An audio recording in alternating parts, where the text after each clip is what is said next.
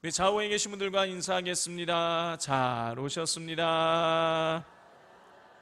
사랑하고 축복합니다. 선포하겠습니다. 예수님이 부활하셨습니다. 살아계셔서 나와 함께하고 계십니다. 할렐루야. 어떤 스승이 바구니 안에 꽃을 담고 있는 제자에게 질문을 했습니다. 이 바구니는 어떤 바구니냐? 이 제자는 당연하다는 듯이 꽃바구니입니다. 자, 잠시 후에 스승이 무언가를 가지고 와서 꽃을 빼고 그 바구니 안에 가지고 온 물건을 넣었습니다. 그건 생선이었습니다. 그리고 물었습니다. 이 바구니는 무슨 바구니냐? 제자는 말합니다. 생선 바구니입니다. 제자의 답을 들은 스승은 말합니다. 그래, 맞다. 똑같은 바구니이지만 꽃을 담으면 꽃바구니요, 생선을 담으면 생선 바구니다. 마찬가지로 사람도 그 마음 안에 쓰레기가 담겨 있으면 쓰레기 같은 사람이지만 그 마음에 향기 나는 꽃이 담겨 있으면 향기 나는 사람이다. 이렇게 말했다고 합니다. 우리 성도 여러분은 어떠하십니까? 성도님들 마음속에는 무엇이 담겨 있으십니까? 어떤 분들은 마음속에 기쁨과 감사가 담겨 있는 분들이 있어요. 여러분, 이런 분들은 늘 얼굴이 밝고 화사합니다. 그리고 모든 상황을 밝고 긍정적으로 바라보고 또 그렇게 반응을 합니다. 그런데 어떤 분들은 염려와 걱정으로 마음이 가득 채우신 분들이 있으십니다. 이런 분들은 벌써 표정이 어두워요. 그리고 우울하고 삶의 활력이 떨어집니다. 또 어떤 분들은 마음속에 늘 미움이 가득 차 있는 분들이 있습니다. 마음속에 미움이 있다 보니 항상 그 마음에 미움이 있다 보니까 누군가를 미워하게 되는 거예요. 누군가 꼭 그 사람이 잘못해서 미워하는 것이 아니라 마음에 미움이 있기 때문에 늘 미워하게 되는 것입니다. 미움거리를 찾는 것이죠.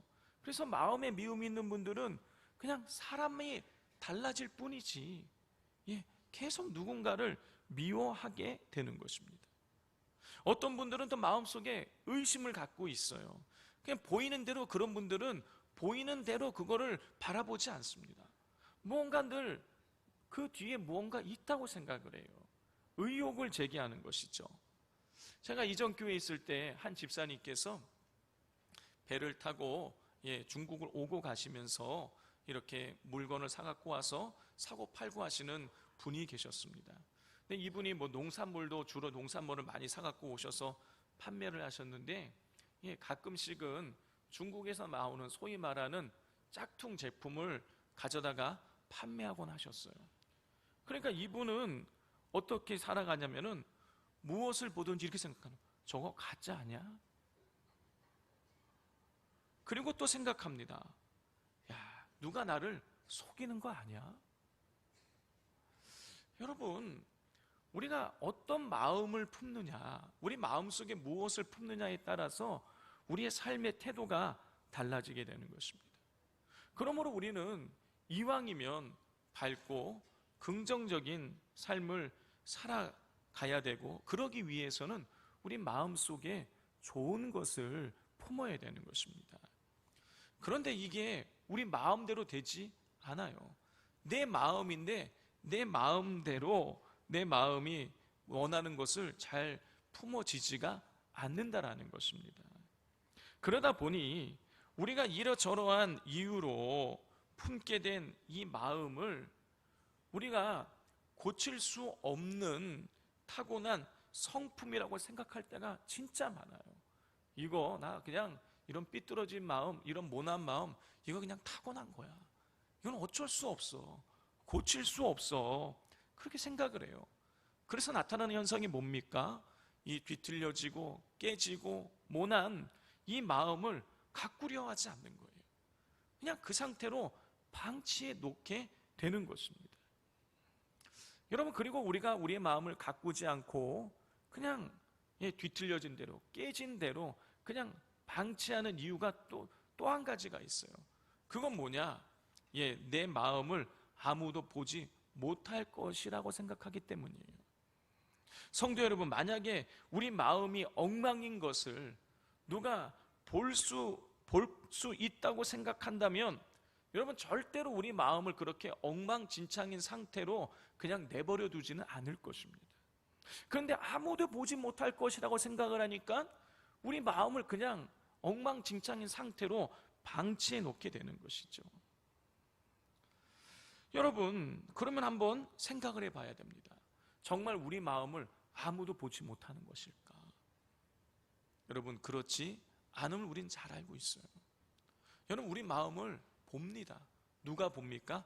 다른 사람들은 보지 못해도요, 나는 보는 거예요. 내 안에 얼마나 더럽고 추하고 냄새나는 이 것들이 내가 마음속에 있는지를 다른 사람들은 몰라도요, 나는 보고 있는 거예요. 그리고 우리의 마음을 보고 계신 분이 또 계시죠. 누굽니까? 우리 하나님이세요. 하나님이 우리의 마음을 보고 계십니다. 사무엘상 16장 7절이에요. 여호와께서 사무엘에게 이르시되 그의 용모와 키를 보지 말라. 내가 이미 그를 버렸노라. 내가 보는 것은 사람과 같지 아니하니 사람은 외모를 보거니와 나 여호와는 중심을 보느니라 하시더라. 방금 읽은 말씀은 사무엘 선지자가 사울 왕을 대신할 그 왕을 찾기 위해서 다윗의 아버지 이새의 집을 방문했을 때를 배경으로 합니다. 사무엘은 이새의 아들 중에서 엘리압을 딱 보는 순간, 와, 한눈에 이 사람이 하나님이 택한 사람이구나. 그의 훤칠한 용모와 키를 보고선요, 한눈에 그렇게 생각을 한 거예요. 그런데 그때 하나님 말씀하십니다. 사무엘에게 엘리압의 용모와 키를 보지 말라. 내가 이미 그를 버렸노라. 그러시면서 하나님께서 엘리압을 버리신 이유를 말씀하셔요. 뭐라고 말씀하셨습니까? 사람은 외모를 보거니와 나 여호와는 중심을 보느니라. 사무엘 보기에는요, 이 엘리압이 용모도 아름답고 키도 훤칠해서 야, 진짜 왕감이다 라고 생각을 했는데 하나님은 아니라는 거예요. 왜 아니라는 것입니까? 그의 마음을 보니 아니라는 거예요. 그의 마음은 하나님께서 버리실 수밖에 없을 만큼 마음이 온갖 더럽고 추한 것으로 가득 차 있었던 것입니다. 사무엘은 그의 마음을 중심을 보지 못했지만 하나님은 엘리압의 마음의 중심을 보고 계셨던 것이에요. 성도 여러분, 하나님은 우리의 마음을 보십니다. 하나님은 우리의 외모보다 마음을 더 중요하게 생각하세요. 그러므로 우리는 마음을 가꾸어야 되는데 우리는 반대로 하죠. 마음을 가꾸기보다 우리의 외모를 가꾸는데 훨씬 시간과 물질을 많이 투자합니다. 우리 여성분들은 어떻습니까? 쌍꺼풀 수술도 하고 피부 좋게 하시려고 콜드크림도 바르시고 병원에 가서 기미 주근깨도 빼시고. 여러분, 남자분들도 요즘 어떻습니까? 남자분들도 눈썹 문신도 하시고 쌍꺼풀 수술도 하시고 남자분들은 외모를 가꾸세요. 그런데 어떻습니까? 여러분, 우리가 외모를 가꾸는 것만큼 마음은 가꾸지 않아요. 마음 구석구석에 쌓여있는 미움과 증오의 쓰레기, 그리고 시기와 질투의 잡초 등을 여러분 우리는 그대로 방치해 둡니다. 그것들이 너무 쌓인 지 오래가 되어서 썩어서 악취가 나지만 아무도 보지 않는다는 생각에 그 악취 나는 마음을 그대로 간직한 채 겉만 화장하고 좋은 옷 입고 머리 빗고 하나님 만나기 위해서 오늘처럼 우리는 교회를 오는 것입니다. 아마 성도님들 가운데에 누군가를 만나러 가는데 며칠 동안 씻지 않고 머리 까치집 지고 그리고 몸에서 냄새나는 상태로 사람 만나러 가시는 분들은 없으실 거예요. 그런데 우리는 만왕의 왕 되신 하나님을 만나는데 추하고 냄새나는 마음으로 하나님을 만나러 나와서 하나님 앞에 결례를 행할 때가 너무나 많은 것입니다. 성도 여러분, 외모보다 마음을 가꿔야 돼요. 하나님이 우리의 마음을 보시기 때문인 것입니다. 자, 그리고 우리가 외모보다 마음을 가꿔야 될 또 한 가지 아주 중요한 이유가 있어요. 그건 뭐냐면 우리 주님께서 우리 마음에 거하시기 때문입니다. 요한계시록 3장 20절입니다. 볼지어다 내가 문 밖에 서서 두드리노니 누구든지 내 음성을 듣고 문을 열면 내가 그에게로 들어가 그와 더불어 먹고 그는 나와 더불어 먹으리라. 이 방금 읽은 이 말씀은요, 우리 주님께서 라오디게아 교회에 주신 말씀이에요. 주님께서 말씀하십니다. 라오디게아 교회를 향해서 누구든지 내 음성을 듣고 문을 열면 내가 그에게로 들어가 그와 더불어 먹고 그는 나와 더불어 먹으리라. 우리 주님께서 문을 열면 들어가시겠다라는 거예요. 그럼 여기서 말하는 문은 어떤 문일까요? 라오디게아 교회의 현관문을 말하는 것일까요? 아니지요. 마음의 문을 말하는 것입니다. 주님께서 너희가 마음의 문을 열면 내가 들어가겠다고 말씀하시는 거예요. 우리 주님은 우리 마음에 거하세요. 제가 가끔씩 이 신방을 가면 저녁 때 가면 남자 우리 집사님들이 같이 예배를 드리실 때가 있어요. 그러면 집사님들께서 남자 집사님께서 농담 반 진담 반으로 이렇게 말씀하십니다. 목사님 자주 신방 오셨으면 좋겠어요. 근데 그 이유가 뭔지 아십니까? 목사님 온다고 집 청소한다라는 거예요. 집이 깨끗해져서 자주 오셨으면 좋겠다라는 거예요. 며칠 전에 저희 집에 이 가스 안전 검침이 온다고 그게 붙어 있더라고요. 그리고 정말 이렇게 그분이 오시는데 그분 와갖고 이 검침기 가지고 띠띠띠띠 몇 번 하고 나가신단 말이에요. 불과 한 2, 3분이나 있을까요? 그런데 누군가 오니까 신경 쓰이는 거예요. 빨래감도 막 갖다 숨겨놓고 막 이렇게 하게 되는 거예요. 여러분, 누군가 우리 집에 온다 그러면 그 사람이 설상 나랑 깊은 관련이 없더라도요 깨끗이 치웁니다. 하물며 우리 주님께서 거하실 마음을 여러분 당연히 깨끗하게 해야 되는 것이죠. 만약에 우리 주님 거하실 그 마음을 더럽고 추하고 냄새나게 방치한다는 것은요 우리 주님을 무시하는 행위인 것입니다. 그러므로 우리는 할 수 있는 한 최선을 다해서 우리 주님 거하실 마음을 아름답게 가꾸어야 되는 거예요. 그러면 우리는 어떻게 해야 우리의 마음을 아름답게 가꿀 수가 있는 것일까요? 자, 이에 대한 답을 오늘 이 본문에 나오는 안디옥 교회 성도들을 통해서 찾을 수가 있습니다. 지난 4주 동안 우리는 오늘 이 같은 본문을 가지고 말씀을 나누었어요. 오늘까지 하면 5주째 이 본문을 우리는 읽고 말씀을 나누고 있습니다. 그래서 훤히 이 내용이 파악되실 거예요. 자, 안디옥 교회에는 5명의 지도자가 있었습니다. 바나바는 유대인으로서 레위 지파 사람이었고, 니게르라는 시므온은 사람들이 그 당시에 천시하는 흑인이었어요. 구레네 사람 루기오는 그가 아프리카 구레네 출신이라는 것 외에는 내세울 것이 없는 아주 평범 그 이하의 사람이었어요. 분봉왕 헤롯의 젖동생 마나에는 유대인과 원수지간이었던 에돔 출신이었습니다. 그리고 마지막 사울은 스데반 집사를 죽이는데 앞장섰고 예루살렘 교회 성도들을 박해하고 피팍해서 예루살렘 교회를 쑥대밭으로 만든 장본인이었어요. 자, 이렇게 안디옥 교회는 바나바를 제외하고 나머지 4명의 지도자들은 지도자로 삼기에 문제가 있는 사람들이었습니다. 당연히 안디옥 교회 성도들 중에는 이 5명의 지도자들 한 사람 한 사람에 대해서 평가하면서 이 어떤 지도자를 보면서는 마음이 불편한 사람들이 있었을 것이에요.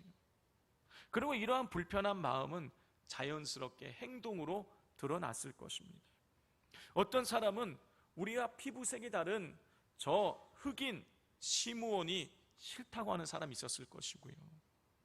유대인 출신 성도들 가운데에는요, 유대인과 원수지간이었던 에돔 출신 저 마나엔의 가르침을 받을 수 없다고 말하는 사람도 있었을 것입니다. 그렇기에 안디옥 교회의 최대의 과제는 성도들의 마음을 하나로 모으는 것이었을 거예요. 그런데 이런 상황에 안디옥 교회 성도들의 마음이 갈라지고 교회 내에 다툼이 일어날 수 있는 일이 한 가지 발생하게 됩니다. 우리 2절 말씀을 같이 읽겠습니다. 시작.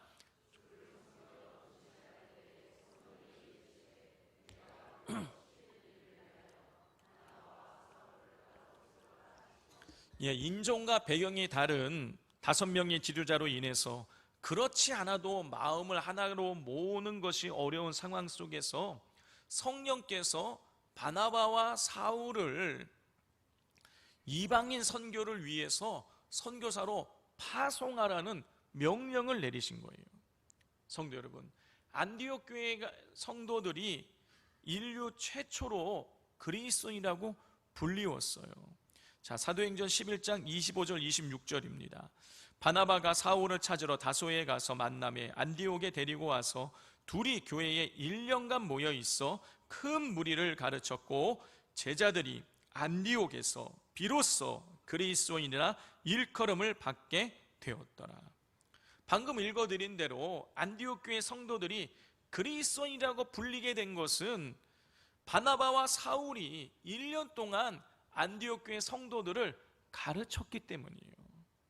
따라서 바나바와 사울은 안디옥 교회에 있어서 5명의 지도자 중에서 핵심 지도자였던 거예요.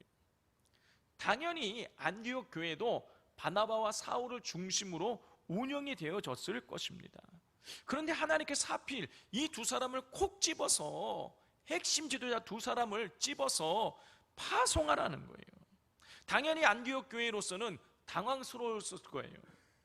바나바, 사울 2사람 중 한 사람만 선교사로 파송된다고 해도 충격적일 텐데 교회의 핵심 리더십 2사람 모두가 한꺼번에 교회를 나가게 된다는 것은 교회와 성도 입장에서는 굉장히 당혹스러운 일이었을 것입니다. 그래서 어떤 사람들은 바나바, 사울 2사람 중 한 사람만 선교사로 파송해야 된다고 주장하는 사람이 있었을 것이에요. 그리고 또 어떤 사람은 바나바와 사울을 물질로 후원하여 선교사로 파송하는 것 자체에 대해서 거부감을 가지고 있는 사람도 있었을 것이에요.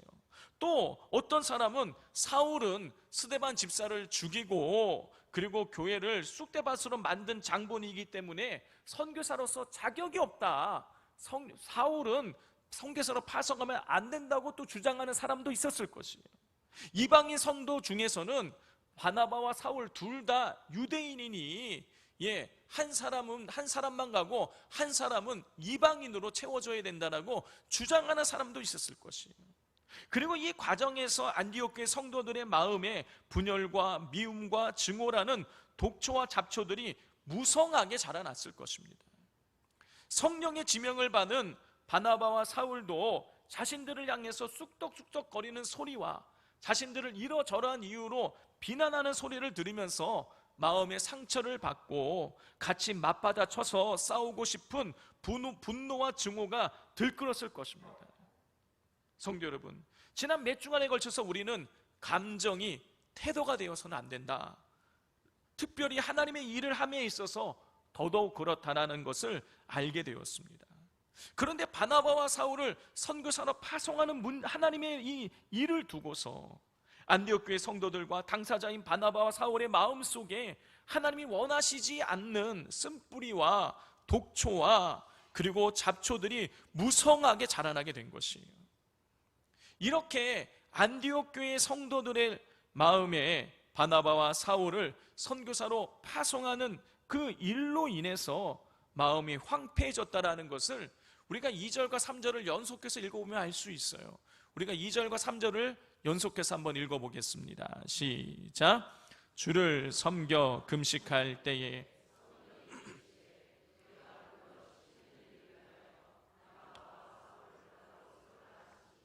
이에 금식하며 기도하고 두 사람에게 안수하여 보내니라.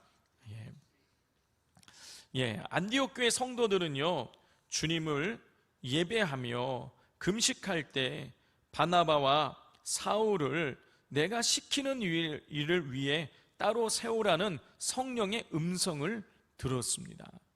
그러면 성령께서 바나바와 사울을 파송하라고 말씀하셨고 그걸 들었으니 그냥 파송하면 되는 거예요. 즉시 파송하면 될 일인데, 희한하게 3절을 보면 성령의 음성을 듣고 난 이후에 뭘 했느냐? 금식하며 기도를 했어요. 여러분, 왜 금식했을까요? 여러분, 금식은요, 내 힘을 의지하지 않고 하나님을 의지하고 싶을 때, 그리고 내 뜻이 아니라 하나님의 뜻을 온전히 따르고자 할 때, 나를 죽이고 하나님의 뜻을 온전히 따르고자 할 때 금식을 하는 거예요.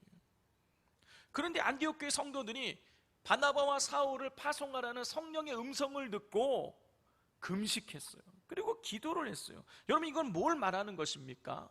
바나바와 사울을 파송하는 그 일로 인하여서 무언가 안디옥 교회 내에 불편함이 있었던 거예요. 당연히 그 불편한 것은 마음의 일이었을 것이고, 그 마음 속에서 안디옥 교회 성도들 가운데에 여러분, 이 부정적인 마음, 불편한 마음, 분열의 마음, 미워하는 마음, 다툼하는 마음, 수군수군하는 이런 행동들이 마음속에서 일어났을 것입니다. 성령의 음성을 듣고 그대로 순종하기는 해야겠는데, 누군가는 핵심 지도자 2명을 모두 보내는 것이 맞느냐? 누군가는 2사람 중에 1사람만 보내야 된다. 또 어떤 사람은 사울은 선교사 자격이 없다고 하면서 성도들 마음속에 분열과 다툼과 시기와 분쟁의 쓴뿌리들이 올라왔던 것입니다. 그렇게 안디옥 교회 성도들은 그들 마음속에서 올라온 마음의 쓴뿌리를 제거하고 성령께서 하나 되게 하신 것을 힘써 지키기 위해서 금식하며 기도했던 것이에요. 우리는 이 장면에서 우리 마음속에 자리 잡고 있는 쓴뿌리와 하나님의 일을 그르치는 독초와 잡초들을 제거하는 방법을 발견할 수 있습니다. 그것은 무엇이냐? 바로 금식과 기도예요. 여러분, 오해하지 말아야 될 것은 금식과 기도가 우리 마음속에 있는 이 쓴뿌리들을 제거하는 유일한 방법은 아닌 것입니다. 그런데 오늘 본문을 보자면 본문에서 우리에게 제시해 주는 방법은 금식과 기도인 거예요. 금식과 기도, 여러분, 누가 할 수 있는 일인 것입니까? 금식과 기도는요, 여러분, 하나님만을 의지하고 하나님의 뜻대로 살아가고자 하는 사람이 할 수 있는 일인 거예요. 성도 여러분, 내 안에 오래전부터 자리 잡고 있는 쓴뿌리들은요, 여러분, 뿌리를 깊게 내리고 있기 때문에 쉽게 뽑아지지가 않아요. 그렇게 이 문제들은 금식하며 하나님께 간절히 매달려야 하는 것입니다. 그리고 기도하면서 하나님의 일들을 그르치게 만드는 일상의 삶에서 만들어지는 독초와 잡초를 제거해야 돼요. 왜냐하면 우리가 기도할 때 성령께서 우리의 연약함을 도와주시기 때문인 것입니다. 우리 비전센터 5층과 그리고 6층 하늘 정원에 가면 화단이 있습니다. 5층에는 그 화초가, 작은 풀 같은 화초가 심겨져 있고요. 6층에는 3군데에 여러 가지 나무들이 심겨져 있어요. 근데 이 여름이 돼서 보니까 거기 잡초가 엄청 올라오더라고요. 그래서 제가 가끔씩 올라가서 그 잡초들을 뽑았어요. 처음에 뽑았더니 어마어마하게 많은 거예요. 한 군데서, 이게 총 4군데인데 나눠보면 한 군데서 뽑았는데 쌀감만으로 하나가 나와요. 그러니까 그 다음에 뽑기가 엄두가 나지 않더라고요. 너무 힘드니까. 그래서 다시 옥상에 올라가서 또 하루 올라가서 또 뽑았더니 또 한 가마니 나오고. 그래서 하여튼 어제까지 해갖고 다 뽑았어요. 자, 근데 제가 미리 뽑아놓은 데가 있잖아요. 그냥 뽑으면서 이런 생각했어요. 야, 이거 또 이만큼 또 올라오는 거 아니야? 며칠 지나면? 이런 생각했는데요. 한번 뽑고 났더니요, 그 다음에 가서 봤더니 별로 그렇게 올라온 것들이 없더라고요. 그냥 몇 번만 뽑으면 되더라고요. 여러분, 우리 마음속에 쓴뿌리를 제거하는 게 어려워요. 처음엔 참 어렵습니다. 그리고 뽑는다 그래서 그게 다 사라지는 게 아니에요. 뿌리가 남아있어서 또 올라와요, 슬금슬금. 그런데 한번 뽑아놓고 나면은요, 그 다음에는요, 그거 제거하기가 쉬워지는 것입니다. 지난 성도님들께서 기도해 주셔서 지난 월요일부터 수요일까지 우리 제주도에서 유기성 목사님과 함께 예수 동행 세미나를 했었습니다. 여수에 있는 6가정 우리 목사님, 사모님만 같이 하는 12명을 데리시고 유기성 목사님께서 또 박리부가 사모님이 같이 세미나를 하다 보니 정말 아주 친밀한 관계 속에서 세미나가 이루어져서 많은 은혜를 받았습니다. 아침과 저녁 시간에는 말씀으로 기도하는 시간을 가졌고요. 또 기도 시간과 강의 시간을 통해서 하나님께서 저의 죄를 하나씩 깨닫게 하셔서 정말 매 시간 모일 때마다, 기도할 때마다 정말 눈물로 회개하는 그런 은혜의 시간들이었습니다. 특별히 기억에 남는 시간은 화요일 저녁 시간이었어요. 저녁 식사 이후에 강의를 듣고, 그리고 난 이후에 목사님께서 질문에 대해서 답을 해주시고 또 기도하는 시간을 갖게 되었어요. 근데 그 저녁 시간에 기도하는 시간에 제가 지금까지 한 번도 이걸 죄라고 여기지 못했던 죄를 하나님께서 깨닫게 하시고 회개하게 하셨어요. 그건 뭐냐면요, 하나님께서 제가 예수님이 거하시는 제 마음 속에 여러 가지 쓴뿌리와 독초 이런 것들을 잔뜩 쌓아놓고 그게 냄새나고 악취가 나는 것을 방치해 놓아서 우리 주님께서 내 안에서 편히 쉬지 못하신 게 만든 그 죄를 저에게 깨닫게 하셨어요. 얼마나 하나님 앞에 우리 주님께 부끄러웠는지 너무너무 부끄럽더라고요. 그리고 정말 눈물로써 우리 하나님 앞에 저의 마음을 제가 제대로 관리하지 않은 이 죄에 대해서 눈물로 회개를 하게 되었습니다. 성도 여러분, 하나님은 마음을 보십니다. 우리 주님은 우리 마음 안에 거하세요. 마음이 중요합니다. 그러므로 우리는 안디옥 교회 성도들처럼 우리 마음에 쓴뿌리와 독초와 잡초가 자라올릴 때마다 금식하며 기도하며 우리 마음밭을 아름답게 갖고 나가야 됩니다. 그래서 우리 주님께서 거하시기에 편안한 곳이 되어야 되는 거예요. 지혜왕 솔로몬은 잠언 4장 23절에서 우리에게 너무나 잘 알려져 있는 유명한 잠언을 남겼어요. 모든 지킬 만한 것 중에 더욱 내 마음을 지키라. 이 말씀 잘 아실 것입니다. 그런데 솔로몬이 모든 지킬 만한 것 중에 더욱 너의 마음을 지키라고 한 이유가 무엇인지 아십니까?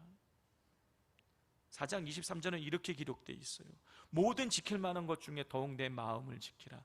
생명의 근원이 이에서 남이라.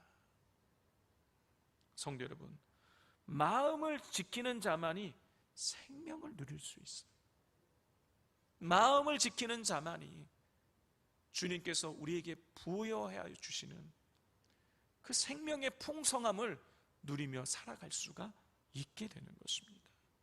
마음을 지키는 자만이 그렇기에 생기는 삶을 살아갈 수 있고 하나님의 뜻을 이룰 수 있고, 마음을 지키는 자만이 그리스도와의 진정한 연합된 삶을 살아갈 수 있게 되는 것입니다.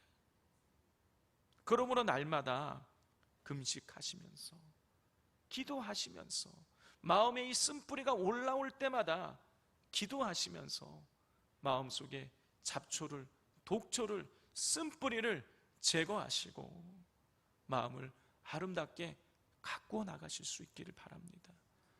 우리 주님께서 거하실 때에 얘야 너무너무 편안하구나, 이렇게 우리에게 말씀하실 정도로 우리의 마음밭을 주님 거하시기에 아름다운 곳으로 잘 가꾸어 나가실 수 있기를 주님의 이름으로 축복을 드립니다. 기도하겠습니다. 모든 지킬 만한 것 중에 더욱 내 마음을 지키라. 생명의 근원이 이에서 남이라. 하나님 아버지, 저희들 마음을 잘 가꾸지 못했습니다. 마음을 방치해 두었습니다. 남이 보지 못한다는 생각에 마음을 엉망진창으로 내버려 둘 때가 너무나 많았습니다. 또 그런 모습으로 하나님을 예배하러 나올 때도 있었습니다. 주님이 거하신다는 사실을 망각해서 우리의 마음을 쑥대밭으로 만들어 놓을 때도 너무나 많이 있었습니다. 하나님, 우리 마음에 주님이 거하시고 하나님이 우리의 마음을 보시고 계신다는 이 사실을 저희들 잊지 않게 하여 주시고, 날마다 마음을 우리 주님 거하시기에 편히 쉬실 수 있는 공간이 되도록, 하나님 보실 때에 부끄러움이 없도록 날마다 우리 마음속에 기도하면서 쓴뿌리를 제거하게 하여 주시고 마음을 아름답게 가꾸어 나가게 도와 주시옵소서. 예수님의 이름으로 기도드립니다. 아멘.